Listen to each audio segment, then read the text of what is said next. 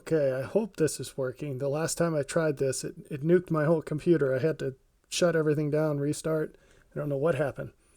Okay, so what you're looking at is this post I found on Twitter from December 1st.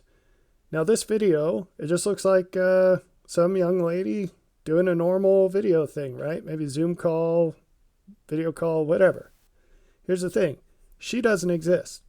This is 100% AI generated. Okay? Now, why does this matter? This is one of the first videos I've seen where it's not obvious to me in any way that this is fake. A video of a person. Now, I told you, I don't know how long ago it was, that this was coming. And there are so many things that this will affect. Now, this is just a short video, and I'm telling you how they do this right now is really crude, even though the result seems polished. They will build a model, and they'll generate a whole bunch of video snippets, and then they'll tweak the model, and they'll just keep doing this until they get one out of who knows how many hundreds of these they generate at a time that actually looks real. But this will keep advancing over time. This is the worst it will ever be, just like the post says. This changes so many things, and I don't want to provide an exhaustive list of that, but I just want to touch on a few things to get your mind spinning. So first off, what kind of fraud is possible if someone can make an AI model of you, say? Now already that danger is happening in the voice realm, where you can get a phone call and you think it's from a family member, but it's actually just an AI model designed to scam you. And so the FBI is encouraging people to come up with secret words that they use for family members so that they can know that they're not getting scammed. What happens when that reaches the video realm? That kind of fidelity. How many jurors, so you know a jury is selected from your peers, just normal people off the street. How many normal people are emotionally sophisticated enough to resist having a bias against you if you were charged with a crime and there was video evidence and the video was AI generated? Let's suppose that there was corroborating counter evidence so that you could prove that you didn't actually do anything. How many jurists would be emotionally rigorous enough to not have a bias against you because they saw a fake video showing you doing something?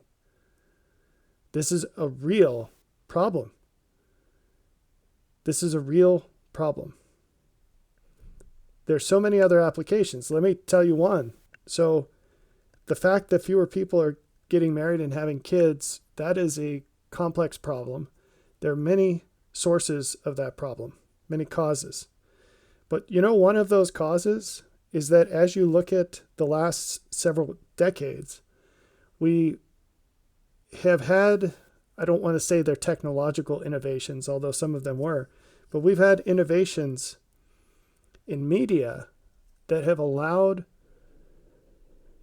much more attractive people to be presented to you much more regularly than ever before in history. You know, that old movie, it was a play, a musical, Seven Brides for Seven Brothers. Those guys, they lived in some prairie town on the frontier. They came out of the mountains and they kidnapped themselves 7 wives.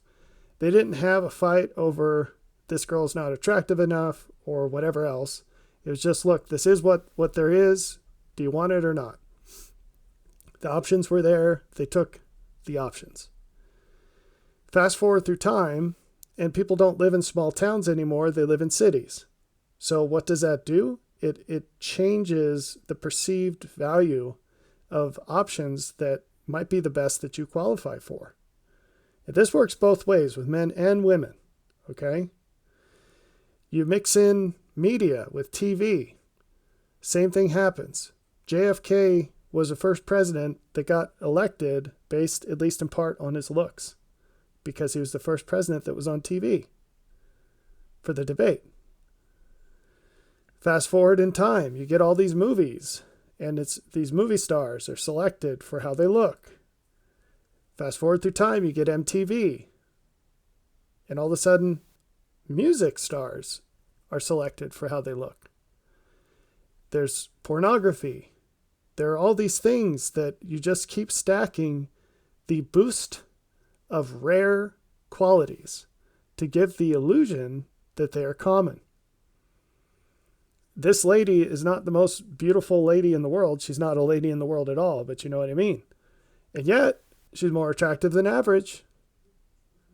So what happens when we take the normal distribution of human beauty for guys and girls and we shift that? What do you think Tinder does? The dating app Tinder?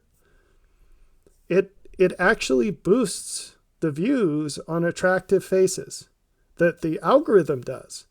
The algorithm boosts that. And it completely warps the perceptions of the people who use it. And so now, if you can generate pictures and video, now this is a video, but there are many social media accounts that are 100% fake, and they just post pictures of attractive fake women that are getting good enough that it's harder and harder to tell that they're fake. If you can stack the deck with quote unquote better than real, what do you think that does in changing the value perceptions of people? And sure enough, this is a real statistic. Most women, young women today, find 80% of men too unattractive to date. In other words, they think that that guy that's at the 80th percentile, well, I guess it's the 20th percentile, out of 100 guys, they think that the 20th down from the most attractive guy is average. And so when you skew it that way, of course you have all these people who don't want to get married. Of course you have tons and tons of guys who don't make the cut. And it's going to get much worse. Now, so far, this has been mostly one way. It won't be forever. I'm telling you right now, it's going to flip. And there are many aspects of that worth exploring. Again, I'll just touch on a little here. So right now, this is going to sicken you, but it's a true statistic. 20% of women, young women, 20% of young women are on OnlyFans. They're showing themselves pornographically for money. They're pornographic prostitutes. 20%. Now, what do you think their earnings capability will be when a guy can no longer tell if he's dealing with a real woman or not? Because out of that 20%, how many of them are 10s? And you can generate a 10 with a computer. Do you see?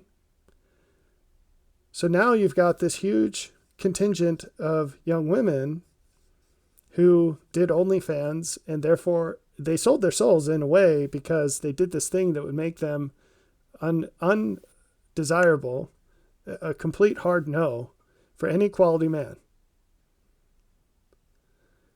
And they did it because they were thinking they were going to make lots of money. And now they can't make any money.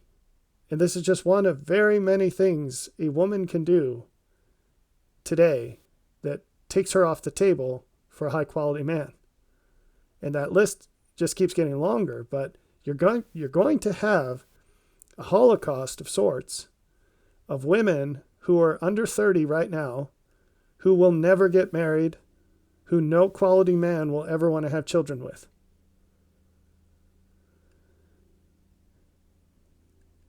And because of this is going to take away this videos like this with less clothing will take away the opportunity that these young women have and their motive to get on OnlyFans. And so now, without changing anything about the morals of the situation, the next demographic of young women, who may be little girls right now, as they get older, they're not going to do this. Because it'd be like selling yourself for way cheaper, because that's just supply and demand. They won't make any money doing it. So they're not going to do it. And then they'll be more competitive than the ones that did. Just like women who don't go to college are more competitive with a quality man than those who didn't. Just like women who haven't been married are more competitive than those who have. Just like women who don't have kids yet are more competitive than those who have. Just like women who have not been on SSRIs are more competitive than those who have. And when you start adding up these things that 20% of the population has done, OnlyFans, 60% of the population has done in that demographic for SSRIs. What percent are virgins? What percent have had an abortion? All of a sudden you see the numbers just drop like a stone, right? The joint probability of not having done these things, it takes you off the table as a candidate. So getting back to the point, which is this AI video, this is going to change many, many things. I only touched on a couple, but this is a really, really big deal. It's a really big deal, and it's going to hurt women more than men, but it's a really big deal, and you ought to pay attention to it and think about what this changes for the future. Think about all the jobs out there that are based on a pretty face, a pretty female face, you know? If that's just replaced with a screen with a fake woman on it, all those ladies are out of the job. And you're going to see things like this happen.